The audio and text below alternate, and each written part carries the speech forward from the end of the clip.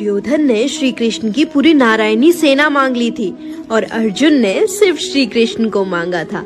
तब श्री कृष्ण ने अर्जुन की चुटकी लेते हुए कहा कि हार निश्चित है तेरी, हरदम रहेगा उदास। माखन तो दुर्योधन ले गया, सिर्फ छाछ बची तेरे पास। तब अर्जुन ने कहा कि प्रभु जीत निश्चित है मेरी, ये दास नहीं रहेगा उदास। मैं माखन का क्या करूंगा जब माखन चोर है मेरे पास। एकादशी आती है, एक शुक्ल पक्ष में और एक कृष्ण पक्ष में। और इस बार ना शुक्ल पक्ष में जो एकादशी पड़ी है ना, वो है मोहिनी एकादशी।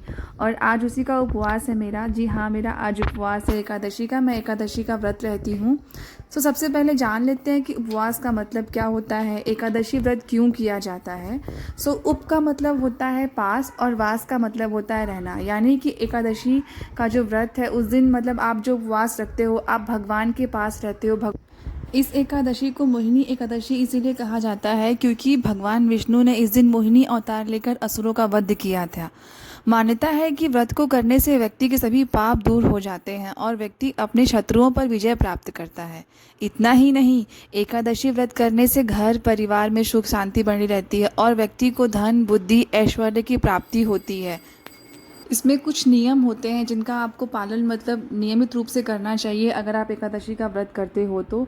सबसे पहला नियम ये है कि आपको एकादशी के दिन चावल नहीं खाना चाहिए। पौराणिक कथाओं के अनुसार जो माँ भगवती के क्रोध से बचने के लिए महर्षि मेधा ने अपने शरीर का ही त्याग कर दिया था, जिसके बाद उनके शरीर के अंश पृथ्वी में समा गए थे। मान्यता है उन अंशों के धरती में समाने के परिणाम स्वरूप धरती से चावल के पौधे की उत्पत्ति हुई। यही कारण है कि चावल को पौधा नहीं अपितु जीव माना जाता है। एकादशी के दिन ब्रह्म मुहूर्त में जागकर अपने नित्य कर्म से मुक्त होकर भगवान श्री हरि का भजन व वंदना करना चाहिए। एक समय भूखे रहकर और एक समय फलाहार करना चाहिए और ज़्यादा से ज़्यादा भजन कर ब्राह्मणों को सामर्थ्य के अनुसार दान देना चाहिए।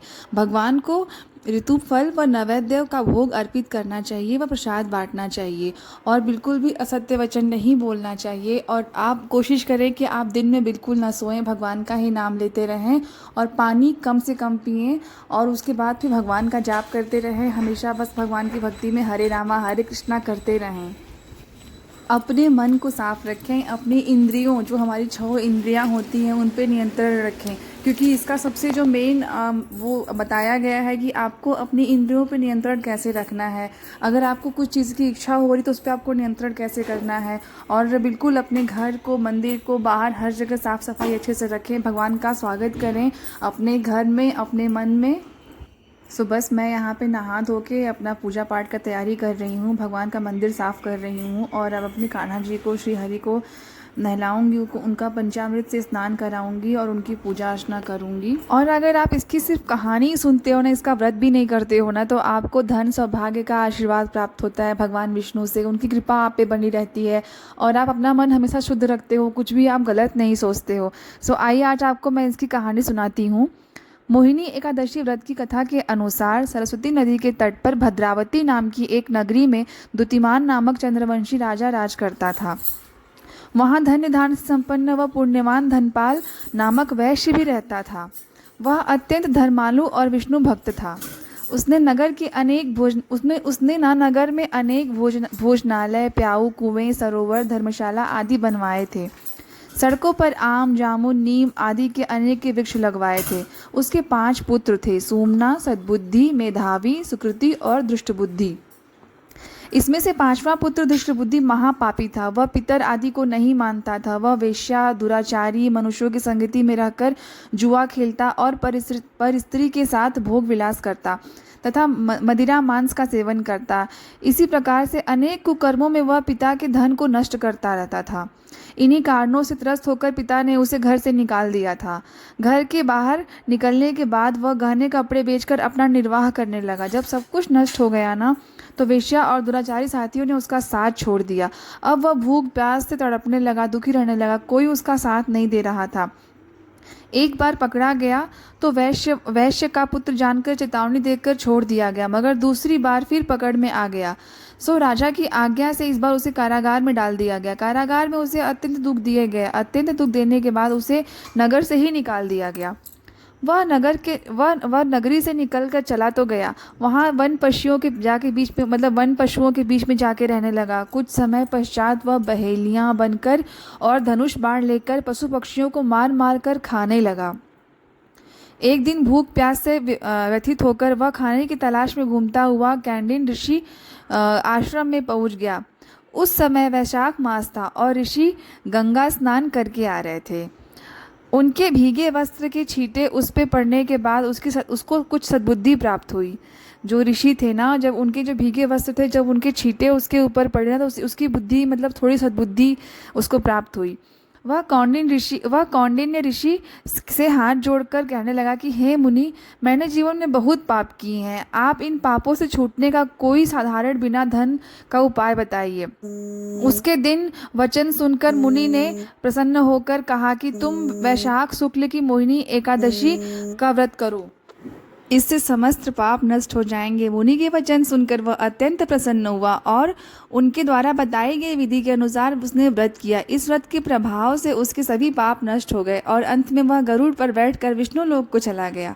अतः इस व्रत से मोह आदि सब नष्ट हो जाते हैं। संसार में इस व्रत से श्रेष्ठ कोई व्रत नहीं है। इसके महात्म्य को पढ़ने से अथवा सुनने से 1000 गोदान का फल प्राप्त होता है। इस एकादशी कथा वैशाख मास के दान पुण्य देने में सक्षम है। अतः हम मनुष्य को यह कथा अवश्य सुनना चाहिए और यह एकादशी का व्रत करना चाहिए।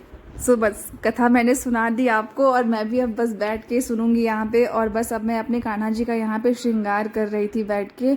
अभी मॉर्निंग के 6 के अराउंड बज रहे थे। मुझे बहुत अच्छा लगता है सुबह इनकी सेवा करना, इनका जो भी इनका सब कुछ है मुझे करना इनका बहुत अच्छा लगता है। और ये मेरे पास 10-11 साल से हैं और मैं इनसे अब बहुत ज़्यादा जुड़ चुकी हूँ। इनसे मुझे बहुत लगाव है।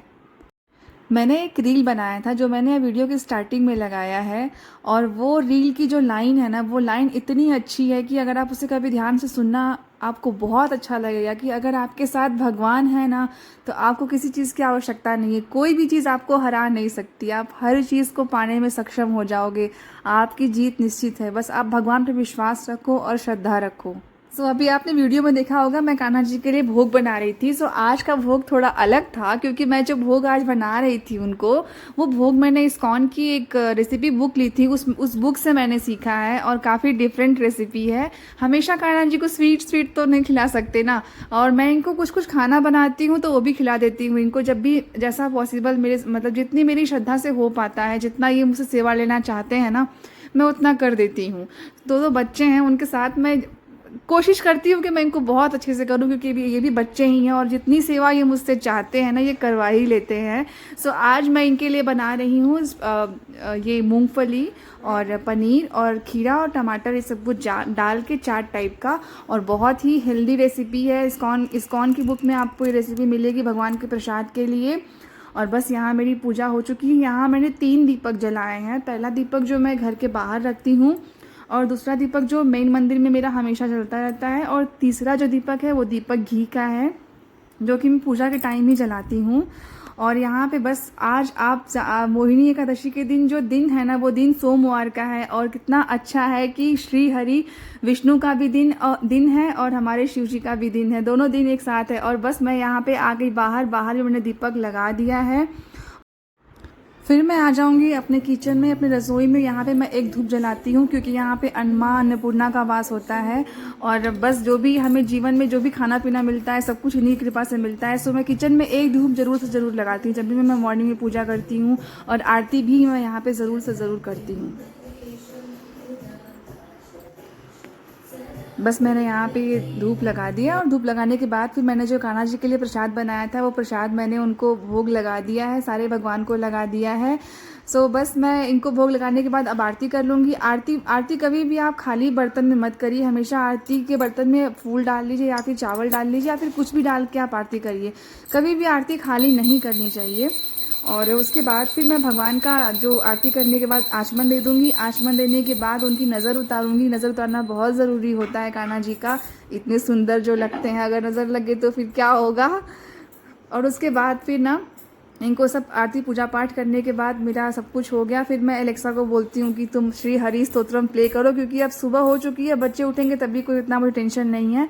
मेन टेंशन सुबह रहती है कि अगर बच्चे उठ गए तो फिर मैं पूजा पाठ करने में उतना ध्यान से नहीं कर सकती, अपना जो भी काम है उतना मन से नहीं कर सकती। और अगर स्पेशल कोई दिन है, जैसे एकादशी का आज मेरा दिन था, तो उस दिन तो आपको मतलब पूजा पाठ का विशेष तरीके से ध्यान देना होता है। और बस मैंने एलेक्सा को बोल दिया है, और यहाँ पे दिख रही है मेरी अदरक वाली चाय।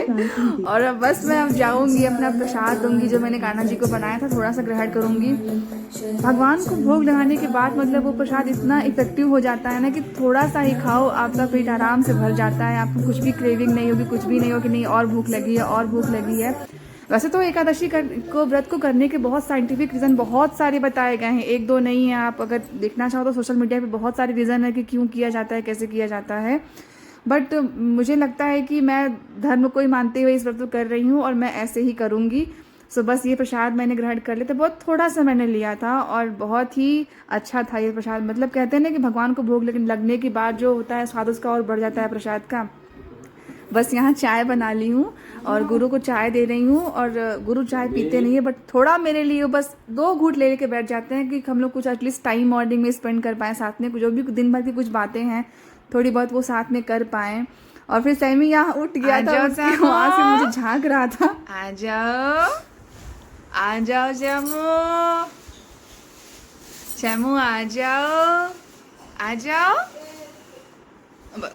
मैं उसको बुला रही थी कि आजा, तो बोल रहे नहीं आऊँगा। बस अब बच्चों के मतलब उठे हुए आधा घंटा के ऊपर हो चुका था, तो आज मैं उनको दूध नहीं दे रही हूँ। आज मैं बना रही हूँ बनाना शेक, क्योंकि ये 2-4 मतलब बनाना मेरे पास पड़े हुए थे तो जो कि मतलब काफ़ी ख़राब होने को आ गए थे। तो मैंने उन्हें सोचा कि इस तरीके से बनाना शेक बना के पिला दूँगी तो बच्चे पी लेंगे आराम से।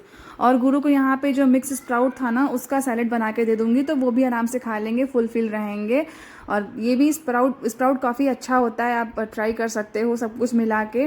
और सबसे जो इसमें अलग है ना, वो जो चटनी है ना मीठी वाली, अगर वो डाल दोगे ना तो इसका स्वाद ज़्यादा अच्छे से आता है इन्हेंस होके। और ये मूंगफली भी, तो अगर आपको इसका स्वाद इन्हेंस करना है तो आप इसमें ये स्वीट चटनी ज़रूर डालना। फिर बस बच्चों को लेके आ गई थी नीचे, थोड़ा सा वॉक शॉक कराया।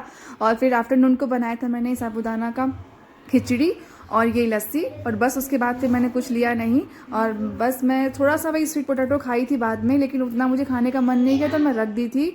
और इस तरीके से बस मेरा व्रत आज का पूरा हो गया था। और मैं आपको दिखाना भूल गई, लेकिन सबसे पहले मैं वो प्रसाद ग्रहण करती हूँ जिससे मैं कान्हा जी को स्नान कराती हूँ, वो चरणामृत पंचामृत जो भी आप बोलते हो। सो बस मैं यहाँ पे वो प्रसाद सबसे पहले लेती हूँ और मैं ले रही हूँ। और बस इतना ही था आज के ब्लॉग में। Please subscribe my channel if you like my videos. Bye bye friends.